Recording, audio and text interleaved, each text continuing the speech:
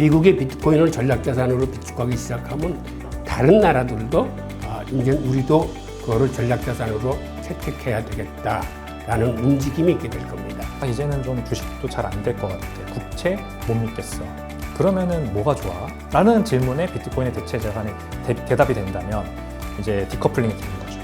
요거를 저는 2025년에 가장 큰 변수다 이렇게 봅니다.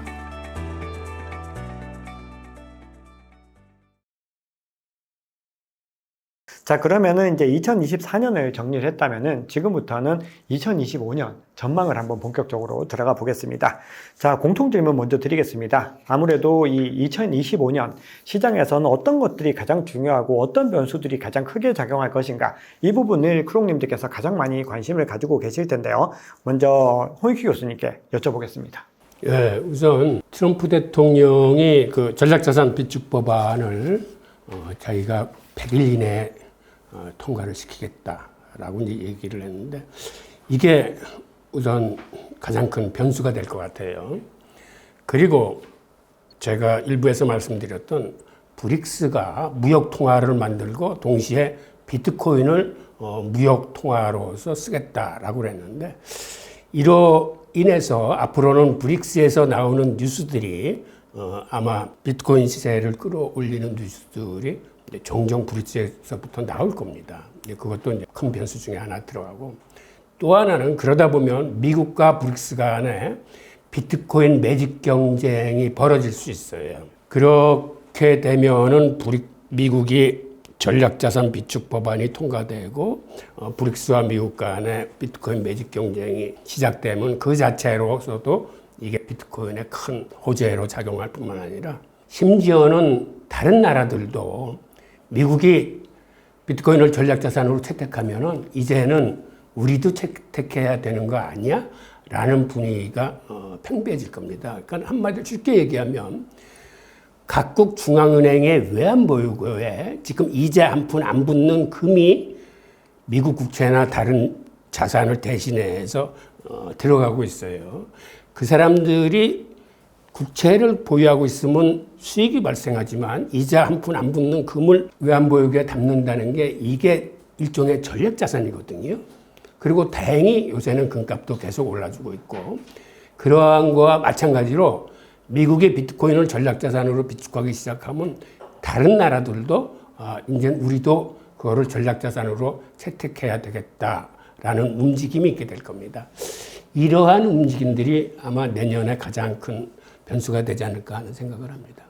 안 그래도 제가 교수님께 이 전략자산 비축 법안 통과 여부를 한번 여쭤보려고 했는데, 먼저 백훈종 대표님이랑 얘기 먼저 나누고 한번 공통적으로 또 한번 질문 드려보겠습니다. 대표님이 보시는 2025년 비트코인 시장 가장 큰 변수는 무엇일까요? 저는 이 나스닥과 디커플링이라고 생각하는데요.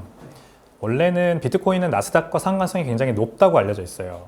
거의 뭐 90% 이상 나스닥 상관성이 붙을 때도 있고, 좀 낮을 때는 40%까지 내려가기도 하고.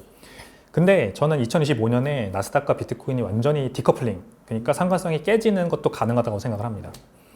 왜 그러냐면 지금 국채금리 엄청 올라가죠. 이 10년물, 2년물, 초단기 금리까지 다 올라갑니다.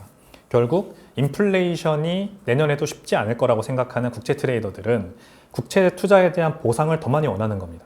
인플레이션이 3.3%다, 예를 들어서 PCE 기준으로.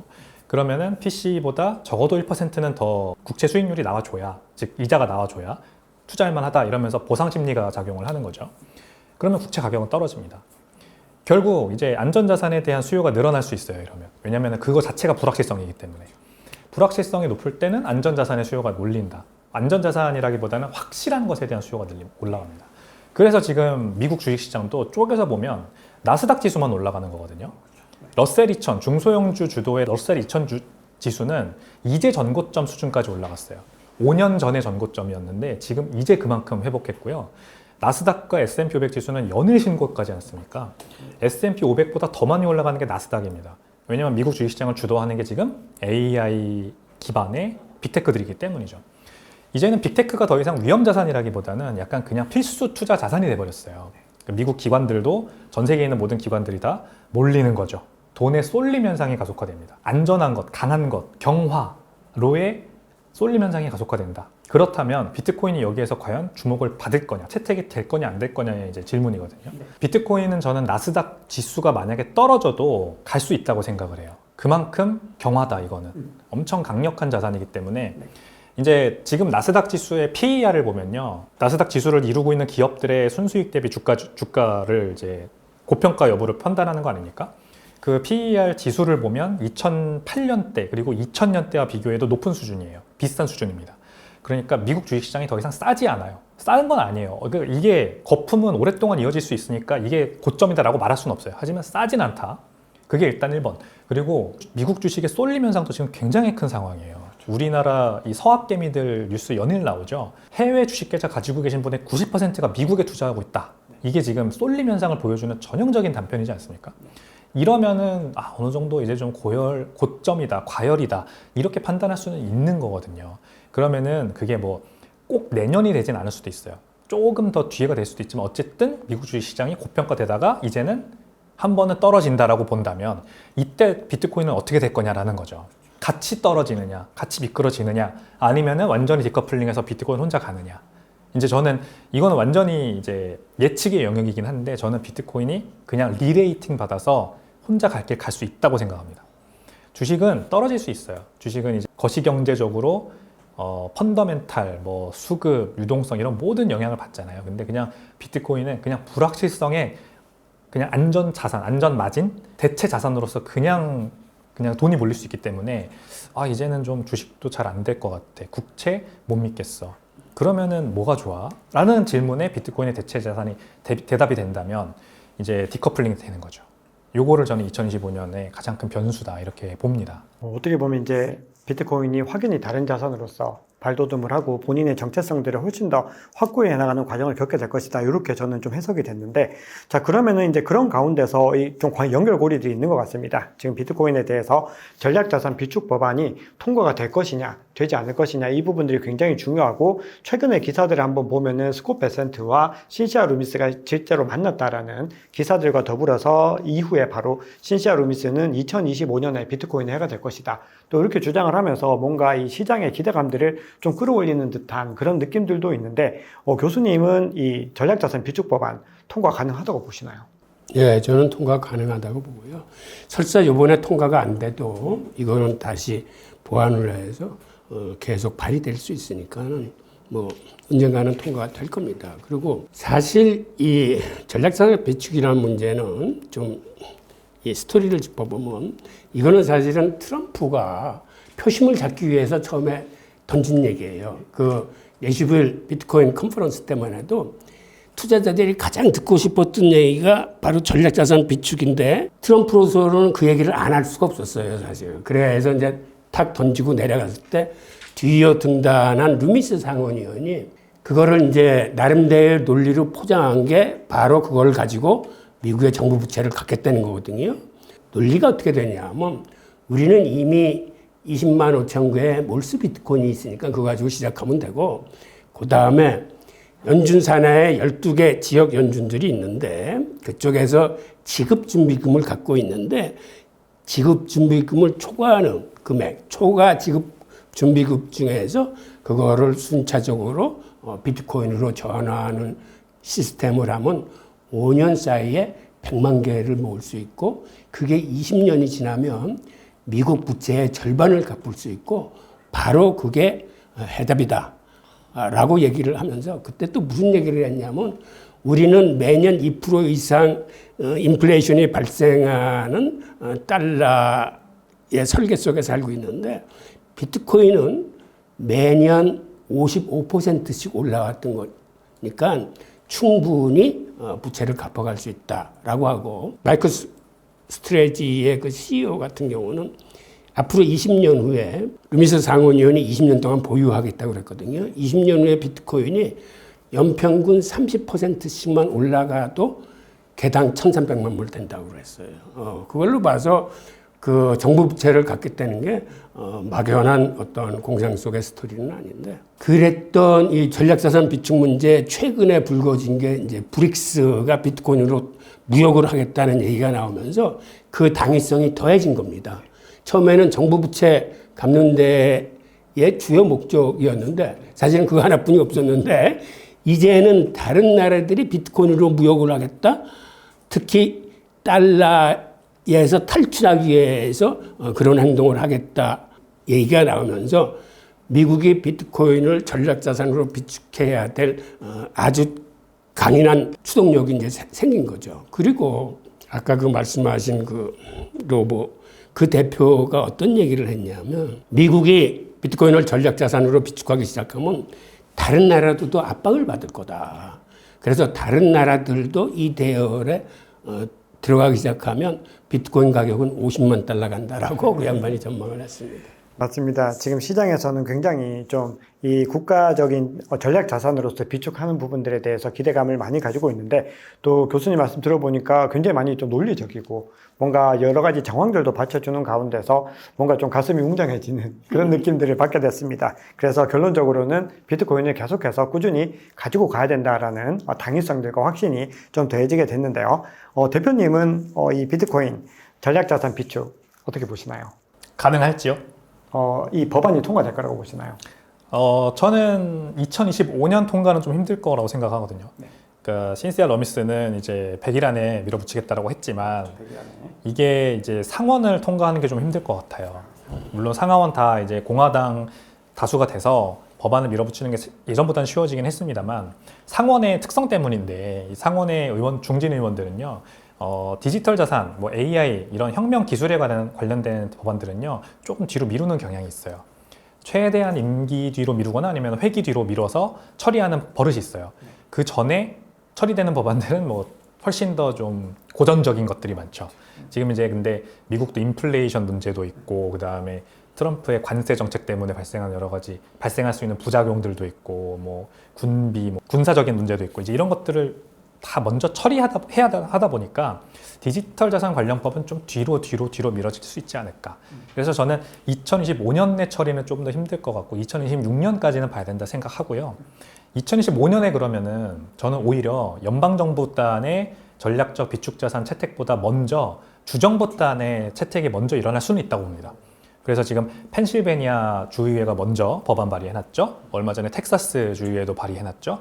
이렇게 주정부 단에서 먼저 전략자산 채택을 하면 이제 그 주간의 경쟁이 벌어질 수 있죠. 그러면 그게 연방정부 단의 이 채택으로 가속화될 수 있습니다. 그러니까 상원도 이제 압박 때문에 빨리빨리 처리해줄 가능성. 그래서 2025년에는 주단위, 2026년에는 이제 전체 연방정부 단에서의 비트코인 전략자산 채택. 요게 좀 더 저는 가능한 시나리오라고 생각을 합니다. 그럼 결국은 중장기적으로 봤을 때는 충분히 가능성이 있는 시나리오이고 결국은 이거는 시간의 문제라고 대표님도 보고 계시는 건가요? 예, 좀 더 이게 약간 자기 충족적 예언인 것 같긴 한데 그래도 가능성이 좀 더 큰 쪽에 저는 쏠려 있는 편입니다. 맞습니다. 저도 개인적으로는 통과 가능성을 사실은 저도 내년은 약 50대 50 정도로 사실은 가늠하기가 좀 힘들다라고 생각을 하는데 중장기적으로는 될 것이다라는 믿음이 있는데 사실 시장에서는 100일 안에 돼야 된다라는 좀 압박들이 좀 있는 것 같습니다. 그래서 100일 안에 이것들이 이루어지는 그 과정에서 상반기에 가격이 좀 크게 오르지 않을까라는 그런 기대감들도 커뮤니티에서는 좀 나오고 있는데 그 부분들은 조금 더 긴 호흡으로 지켜봐야 될 것 같습니다. 자, 그럼 교수님께 지정학 관련된 부분들 좀 여쭤볼 텐데요. 내년에도 여러 가지 지정학적인 리스크가 발생할 것 같습니다. 지금 시장에서는 일단 중동 전쟁과 관련해서는 휴전을 선언을 했고 지금 트럼프가 당선이 되면서 뭔가 약간은 일시적으로 좀 해소가 되는 느낌인데 여전히 우크라이나와 러시아 관계는 계속해서 좀 좋지 못한 흐름들이 이어가고 있습니다. 그런데 이런 여러 가지 이슈들 속에서 이 비트코인의 가격에 미칠 영향들을 어떻게 보고 계신지 궁금합니다. 네. 하여튼 지정학적인 요인이 발생하면 일시적으로는 비트코인 가격이 타격을 받을 수 있습니다만 금방 그 회복 탄력성을 가질 수 있을 거예요. 왜 그러냐면 지정학적인 요인 중에서 이게 몰수 불가 통화일 뿐만 아니라 다른 자산군보다도 회복 탄력성이 더 빠릅니다. 그리고 오히려 우크라이나 전쟁은 트럼프가 들어서고 난 후에 이거는 확전으로 치닫기보다는 종전의 수순을 밟을 가능성이 크고 제가 우려되는 건 오히려 이스라엘과 이란 간의 그 확전 여부가 이게 트럼프가 관리할 수 있는 수준이 아니다라는 생각을 좀 해요. 왜 그러냐면 이스라엘은 생존을 절대적인 가치로 갖고 있는데 이란이 핵을 가지게 되면 이거는 이스라엘의 생존하고 직결된 문제입니다. 그래서 사실 그간에도 이란은 전쟁을 피했지만 이스라엘이 자꾸 전쟁으로 끌어들이고 있는 그 요인은 저는 뭐라고 보냐면 궁극적으로는 이란의 핵시설을 정밀 타격할 수 있다라고 봐요. 이거는 전쟁이 일어나기 전서부터 이스라엘이 원하는 그림이었었는데 사실 과거에 클린턴 정부 시절에 북한의 핵시설을 정밀 타격하겠다는 미국의 어떤 전략이 있었어요. 그런데 미국이 북한을 정밀 타격하겠다는 그때 그 안이 왜 나온 거냐면 바로 북한이 이란의 핵시설을 지원할 가능성이 있기 때문에 그걸 원천 차단하기 위해서 미국에 있는 유대인들이 이제 움직인 거거든요. 그래서 지금 이스라엘 정권 자체가 굉장히 극우 정권입니다. 그래서 틈만 나면 미국의 의지와 관계없이 이란의 핵시설을 정밀 타격할 가능성이 있어요. 이제 그렇게 되면 이란이 호르무즈 해협 봉쇄하고 석유가격이 뛰고 그러면 자산시장에 굉장히 큰 악영향이 있을 텐데 이제 그게 코인 가격에 미치는 이제 악재죠. 그런데 다행스러운 거는 비트코인은 회복 탄력성이 다른 자산군에 비해서 더 빠르다는 거예요. 같이 떨어지지만은 그 회복하는 속도는 비트코인이 빠를 겁니다. 네, 그러면 지정학적인 리스크 관련해서 이제 이야기를 나눠봤는데 그러면 매크로적인 관점에서 2025년에 또 주목해야 되는 트렌드는 어떤 것들인지 궁금합니다. 우선은 트럼프가 집권해서 그 감세 정책과 그 고관세 정책을 그의 공약대로 시행한다면 트럼플레이션이 일어날 겁니다. 그러니까는 고금리, 고물가 기조로 가게 될 거고 이 고금리 기조는 모든 자산군에 이건 악재예요. 그래서 내년도 매크로는 쉽지 않은 그런 불확실성을 내재하고 있고 그런 가운데서도 일단 미국과 브릭스 간에는 브릭스가 비트코인을 무역통화로 본격적으로 사용하게 되면 비트코인 매집 경쟁은 벌어질 겁니다. 그리고 만약 내년도에 미국의 비트코인 전략자산 움직임이 뭐 주정부 차원이건 아니면 연방정부 차원이건 이게 본격화되면 다른 나라들도 손 놓고 있을 수는 없을 거예요.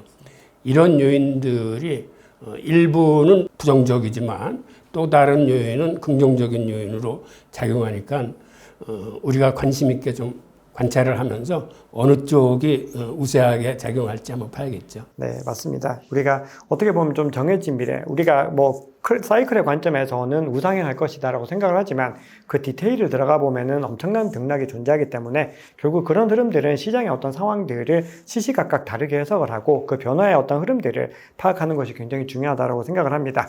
자, 그럼 교수님과 지정학적인 리스크들 그리고 매크로 트렌드 알아봤다면은 이번에는 이제 대표님과 비트코인의 내재적 가치에 대한 부분들을 좀 여쭤볼 텐데요. 내년에 어떤 비트코인의 내재적 가치는 더 부각될 거라고 보시나요? 그렇죠. 제가 초두에 말씀드렸듯이 이제 비트코인의 4년 주기 사이클 반감기는 계속해서 앞으로도 이어질 겁니다. 2025년은 2024년에 있었던 반감기에 따라서 반으로 줄어든 공급량 그리고 늘어난 수요 때문에 가격이 올라갈 것으로 예상돼요. 그러면 수요는 어디서 오느냐? 이제 누가 저한테 비트코인 가격이 왜 올라가요? 물어보면 반감기가 계속되기 때문이다. 이 말은 결국 비트코인의 가치를 올라가게 해주는 무언가가 계속해서 반대편에서 작동하기 때문입니다. 그거는 바로 돈의 수도꼭지죠. 돈의 수도꼭지는 잠기지 않습니다, 여러분. 법정화폐의 양은 계속해서 늘어납니다. 정치인들은 계속해서 인기 영합적인 그 정책을 펼치면서 마치 없는 그런 인플레이션이 없는 것처럼 계속해서 사람들을 현혹하겠죠. CPI라는 지표로 사람들을 현혹하고 마치 인플레이션은 한 2, 3%밖에 발생하지 않는 것처럼 계속해서 이 프로파간다를 펼칠 겁니다. 그러면은 이 기관들은 국채 금리가 4%밖에 안 되더라도 CPI는 3%니까 실질 금리가 1%는 된다고 생각하고 국채를 사주겠죠. 그러면 트럼프 대통령도 마찬가지입니다. 결국 어쩔 수 없습니다. 국채 발행해서 또 자신이 원하는 정책들을 펴야 돼요. 뭐 멕시코 국경에다가 벽을 짓는다.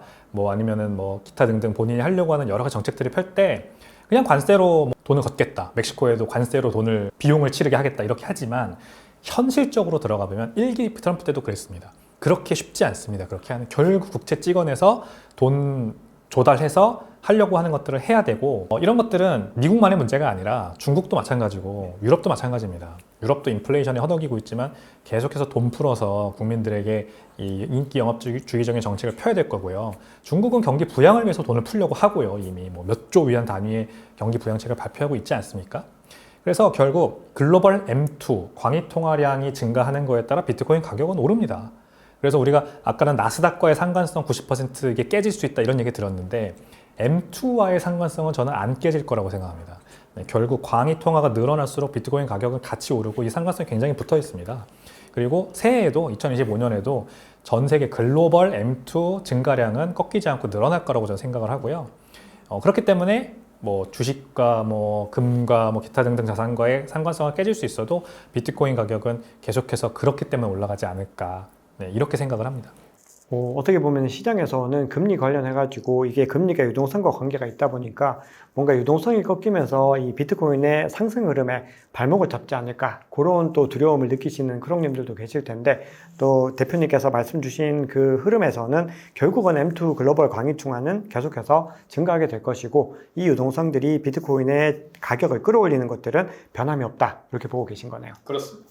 맞습니다. 자, 그러면은 대표님과 이야기도 나누고 있으니까 전체적으로 투자 전략 관련해서 좀 여쭤보고 싶은데 비트코인을 장기 투자하시는 분들에게 2025년 최고의 투자 전략을 좀 소개하신다면 어떤 것들을 하면 될까요? 2025년 연말에 신고점을 이제 또 비트코인 신고점이 이제 형성될 가능성이 여전히 크기는 합니다. 그러니까 사이클이라는 건 엄연히 존재하고요. 그렇게 될 가능성은 커요, 사실. 그렇기 때문에 그 시점이 만약에 연말이라고 본다면 그 전까지 해야 되는 최고의 투자 방법은 최대한 많은 비트코인을 모으는 거겠죠. 네, 최대한 많은 비트코인을 모으는 방법 제일 좋은 두 가지는 병행하셔야 됩니다. 첫 번째, 적립식으로 살아. 어차피 우리가 돈을 버는 것도 거의 정기적으로 들어오지 않습니까? 월급쟁이들이 많으실 테니까, 월급 받으시는 분들이. 그러면은 내 월급을 받았으면 그 중에 일부를 비트코인을 정기적으로 사는 그 플랜을 딱 세워놓고 그냥 내 판단이나 어떤 의사결정에서 최대한 멀어지게 하는 게 제일 좋습니다. 그리고 그것과 병행하면 제일 좋은 거 저가 매수. 바이 더 딥이죠. 떨어질 때마다 사는 용기가 필요합니다. 그냥 정기적으로 사면은 사실 재미없다고 느끼실 수 있어요. 그리고 좀 돈이 아깝다고 느끼실 수 있거든요. 왜냐면 가격 막 이렇게 올라갔는데 살 시기가 왔어. 또 사야 돼. 근데 지금은 좀 안 사면 안 될까? 그런 생각이 들죠. 사람이라는 게 욕심이 생기다 보니까. 그럴 때 약간 현금을 비축해 놓고 있다가 가격이 떨어질 때 사는 그 현금을 마련해 놓는 게 좋습니다. 저는 그렇게 해요, 정확히. 정기적으로 매수하는 금액이 있고요. 그리고 떨어질 때마다 사기 위해서 현금도 약간 가지고, 유보금을 가지고 있습니다. 그래서 떨어질 때마다 사는 거죠. 그래서 DCA, 적립식 매수, 그리고 바이 더 딥, 저가 매수, 요거를 같이 병행하셨으면 좋겠습니다. 되게 좋은 말씀입니다. 우리가 바이 더 딥이라고 하는 그 전략이 어떻게 보면은 비트코인 투자에서 굉장히 중요한 전략인데 많은 분들이 또 가격이 하락하면은 오히려 무서워서 또 패닉셀링을 해버리는 그런 흐름들이 나오는데 그렇게 됐을 때 조금씩 계좌가 정말로 흘러내리게 되고 시간이 지나고 봤을 때 가격이 올랐다고 하는데 왜 내 계좌는 오르지 않았지? 이런 것들을 느끼게 되시는데 그게 바로 이 투자 전략상으로 바이 더 딥을 하지 않고 오히려 좀 반대의 어떤 테크트리를 타기 때문에 그렇습니다. 자, 그러면 교수님께도 최고의 투자 전략 좀 여쭤볼 텐데 알트코인까지 같이 해서 좀 말씀 주시면 좋을 것 같습니다. 제 얘기도 우리 백 대표님하고 다르지 않아요. 현란한 기법을 찾아서 하는 투자보다는 마음 편히 할 수 있는 게 적립식 장기 투자입니다. 우선 이게 장점을 보면 우선 매입 단가를 평준화시키는 효과가 있고 이게 분산 투자의 효과도 있어요. 그 다음에 심리적으로 마음이 편합니다. 그리고 적금 들듯이 이렇게 들어가니까 목돈도 만들 수 있고 그 다음에 특히 장기 투자를 하기 때문에 그 변동성 위험을 줄일 수 있어요. 하여튼 한마디로 마음 편하게 평생 갈 수 있는 투자니까 이 적립식 장기 투자를 권하고 그 다음에 재미있는 투자인 기타 알트코인 투자는 하시되 비중을 전체 자산의 25% 이내에서 하십시오. 그러니까 비트코인 60, 이더리움 15는 이거는 적립식 장기 투자로 가져가고 그 다음에 여러분들이 재미를 느끼시는 알트코인 같은 경우는 예를 들면 이런 거예요. 올해 연초만 해도 유망하다는 테마들이 이렇게 전망된 게 있어요. 그 중에 하나가 이더리움의 그 6단계 업그레이드 계획이 진행되면은 아마 솔라나 같은 레이어 1 코인과 이더리움의 레이어 2 코인 간의 기술 경쟁이 치열해지면서 가격 경쟁도 치열해질 거라고 예상을 했는데 결과를 딱 열어보니까 레이어 1 코인의 압승이었어요. 그래서 앞으로도 그러한 거는 좀 지속이 될 것 같아서 대장 코인인 솔라나 같은 거 하나 해놓고 그 다음에 테마에 들어가면 인공지능, RWA, 그 다음에 뭐 데핀, 민코인 이런 것들이 유망할 거라고 그러는데 그게 예상대로 유망했습니다. 그런데 그 중에서 치고 나온 게 지금 디파이예요. 그리고 트럼프 아들들이 이미 디파이 사업을 시작을 했어요. 그래서 탈중화 금융이 생각보다는 강세로 치고 나왔는데 근데 이런 테마별 코인의 특성은 이게 힘을 써도 그렇게 오래 가지 못합니다. 이게 순환매 성격이 있어요. 지금 이게 막 오른다고 그래서 딱 들어가려고 그랬더니 이미 유행이 다른 걸로 옮겨가는 게 많기 때문에 여러분들이 나름대로 이거는 주식처럼 한마디로 샀다 팔았다 하는 코인들이에요. 길다 코인은. 그러니까 여러분들이 대박을 꿈꾸는 아마 사막의 바늘도 하나 정도 찾아보시고 이러한 유망화되는 거 한 4-5개 선정해서 한 5% 정도씩 이렇게 비중을 나눠가지고 그중에 대장코인이나 성장성이 높다고 하시는 거 골라가지고 여러분들의 재미를 거기서 풀로 채우시고 나머지 75%는 적립식 장기 투자를 권해드립니다. 사실 대부분의 투자자분들은 알트코인에 대해서 어떤 열의는 굉장히 있지만 기술적으로 굉장히 좀 부족하고 그리고 무엇보다 중요한 것은 이 포모나 이런 퍼드에 의해서 심리적으로 너무 빨리 흔들려 버리기 때문에 그 타이밍을 잡는 게 거의 대부분은 실패한다고 봐야 될 것 같습니다. 그래서 저도 추천을 드릴 때는 뭔가 우량한 코인들 대장주 위주로 좀 가져가시고 알트코인 비중을 비트코인 대비로 좀 많이 조정을 하셔야 된다. 이 부분들을 강조드리는데 교수님께서 그 전략들이 가장 좋다라는 것을 또 다시 증명을 해주셨습니다. 자, 그러면은 이제 우리 크롱님들께서 가장 많이 관심을 가지고 계신 부분이 아닐까 생각을 하는데, 요거는 이제 백훈종 대표님부터 먼저 여쭤보겠습니다. 이번 대세 상승장에서 정점을 찍는 건 언제가 될지와 그때 비트코인 가격이 지금 시점 대비로 어느 정도까지 올라갈 거라고 보시나요? 저는 2025년 연말이 가장 가능성이 크다고 생각합니다. 그거는 이제 비트코인의 4년 주기 사이클이 여전히 유효하다고 저도 보는 것이죠. 하지만 아까 말씀드린 것처럼 사이클론에 갇혔다가는 거기에 이제 맹목적으로 추종하게 돼서 생각을 확장하지 못하게 되니까 조심하라는 말씀을 드리는 것이고, 그래서 현재 어떤 우리가 지금 거시경제적인 상황에 놓여 있는지를 같이 보면서 판단을 하자, 이 말씀을 드린 거고요. 가격은 저는 모 방송에서 100만 불까지 간다고 얘기까지 했기 때문에 그거 한번 리마인드 드리겠습니다. 같은 방송이었군요. 5억 간다고 했다가 그 다음 주인가요? 다다음 주인가 100만 불 간다 그랬어요. 점점 제가 이렇게 낚이는 것 같은 느낌이 들어요. 근데 이것도 명확한 답을 드리긴 어렵습니다. 하지만 상방은 열려 있고 이 어떤 수요 증가를 불러일으킬 수 있는 어떤 이벤트가 발생하냐에 따라 달려 있어요. 예를 들어 홍익희 교수님 말씀하신 비트코인, 미국의 비트코인 전략적 자산이 정말 현실화되면 저는 100만 불까지도 열려 있다 생각하고요. 그렇지 않다. 그게 그냥 뭐 흐지부지 끝나거나 아니면은 뭐 주 단위에서의 소극적으로만 이제 실행된다 이러면은 뭐 20만 불 이 정도까지 가고 마무리될 가능성도 있습니다. 근데 저는 기본적으로 사이클론에 따르면은 그래도 4만 6천 불, 그러니까 반감기 때 가격 4만 6천 불보다는 한 3배는 가야 정상이라고 보고요. 그러니까 한 15만 불, 20만 불까지는 간다.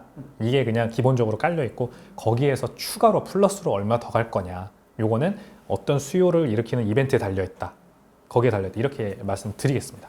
사실은 제가 오시기 전에 홍익희 교수님이랑도 얘기를 좀 나누고 있었는데 그때 얘기를 나눴던 게 결국은 비축 자산으로서 채택을 할 수 있느냐 그 여부에 따라서 가격의 편차가 굉장히 좀 클 거다라는 부분들이 있었고 저도 최근에 이제 주변에 좀 많이 또 이야기를 나누다 보면은 50만, 60만을 얘기하시는 의견들도 생각보다 꽤 많으셔가지고 지금 이 어떻게 보면은 전략자산 비축에 대한 부분들이 내년에 가격의 어떤 영향에서는 굉장히 가장 중요한 변수 중에 하나겠구나 이렇게 생각을 했습니다. 근데 대표님 말씀 정리를 해보면은 그런 이벤트가 아니었을 때 사이클의 관점에서는 대략적으로 15만에서 20만 정도를 기본으로 하고 있는 상황에서 시장이 어떤 호재들을 더 받아들일 수 있는가 그 부분들이 중요하다고 생각을 합니다. 자, 교수님께서는 내년 대세 상승장 시기와 가격 어떻게 보시나요? 많은 분들이 지금의 상승 자세는 내년 상반기까지는 갈 거라는데 저도 동의를 합니다.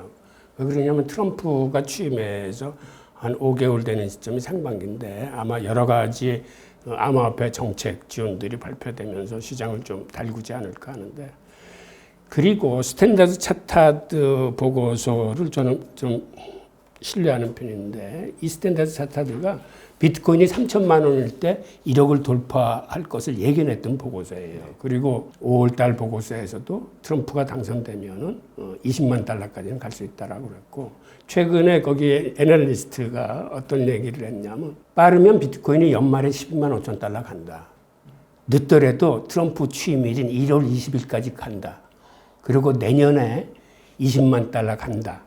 라고 얘기를 하면서, 그 이유가 비트코인 현물 ETF의 유입사가 계속될 거고, 그 다음에 여러 가지 규제 요인들이 폐지될 가능성이 있다라고 이유를 꼽았는데, 전 이 얘기에 동의를 해요. 그래서 일단 내년에는 장세가 좋을 겁니다. 네. 맞습니다. 두 분 모두 내년에는 굉장히 좋은 흐름을 가져갈 것이다. 이 부분에 대해서는 공통적으로 말씀을 주셨고, 저도 내년에 굉장히 좋은 흐름을 가져갈 것이다라고 강하게 생각을 하고 있습니다. 자, 그러면은 이제 마지막으로 우리 교수님과 대표님께서 우리 비트코인 투자자들을 위해서 덕담 한마디 좀 부탁드리겠습니다. 네. 이제 교수님께서 먼저 해주시면 되겠습니다. 이 비트코인 투자를 위해서는 아까도 말씀드렸지만 이 확신이 있어야 장기 투자가 됩니다. 그런데 그 확신은 그냥 얻어지지 않아요. 공부를 해야 되는 거거든요. 그리고 비트코인의 철학과 사상, 그 진정한 가치에 동의를 하려면 이거를 가치 투자로 받아들였어야 돼요. 그러니까 내가 언제 샀지? 언제 팔지? 이 생각하지 마시고 내가 꾸준히 사모은다는 생각으로, 이걸 팔지 말라는 얘기는 정말 제 얘기도 아니고 트럼프 대통령의 얘기예요. 내슈빌 컨퍼런스에서 Never sell your Bitcoin이라고 아주 강력히 얘기를 했는데, 그 얘기에 동의를 하고, 그리고 또한 이 시장은 굉장히 변동성이 큰 시장입니다. 그래서 가능한 보수적으로 접근하셔야 돼요. 우리는 테이크 리스킹이 강한 민족이기 때문에 비트코인이나 그 MSTR 주식이 올라가면 거기에 성이 안 차서 파생 상품, 레버리지 2배, 3배 찾아서 가요. 그런데 파생 상품이 여러분들이 생각하는 것처럼 그렇게 호락호락하지 않습니다. 그게 현물 비트코인의 2배, 3배 가는 게 아니라 그걸 맞추기 위해서 선물들을, 롤오버를 계속해야 되는 여러 가지 관리상의 어려움상 비용도 들고 생각보다 2배, 3배 못 쫓아갑니다. 심한 경우에는 그게 큰 변동성을 갖다 줄 수도 있어요. 그래서 너무 욕심내지 마세요. 그래서 가능한 레버리지나 인버스, 특히 선물 시장 같은 데는 쳐다도 보지 마세요. 자, 맞습니다. 네, 너무 좋은 말씀 감사합니다. 정말로 변동성이 크고 위험한 시장에서 더 위험한 걸 찾는다는 거는 정말로 위험한 전략이라고 생각을 합니다. 그래서 우리가 2025년에 아마 엄청난 포모에 시달리실 수가 있는데, 그럴 때도 굉장히 마인드 컨트롤을 잘 하셔야 되고, 결국 어떻게 보면은 마인드 싸움이기 때문에 우리가 그 부분들을 반드시 2024년에 마음을 다잡으면서 준비를 하시면 좋을 것 같습니다. 네, 그러면 대표님 덕담 한마디 부탁드리겠습니다. 네, 저는 같이 앉아 계신 두 분에 비하면 짧은 인생을 산 사람이지만 한 가지 깨달은 게 있어요. 그 인생의 황금률이라는 건데요. 그렇게 쉽게 돈을 벌 수가 없습니다. 원래 그렇습니다. 이게 디폴트입니다. 만약에 나한테 쉬운 기회가 찾아왔다라고 생각하시면은 이게 운명 공동체론이 돼버리죠. 이런 기회가 나한테 왔다. 이러면은 이건 나의 운명이니까 이거를 반드시 해야 될 것 같아. 이렇게 생각하시고 알트코인에 속임에 이제 넘어가시는 분들이 많습니다.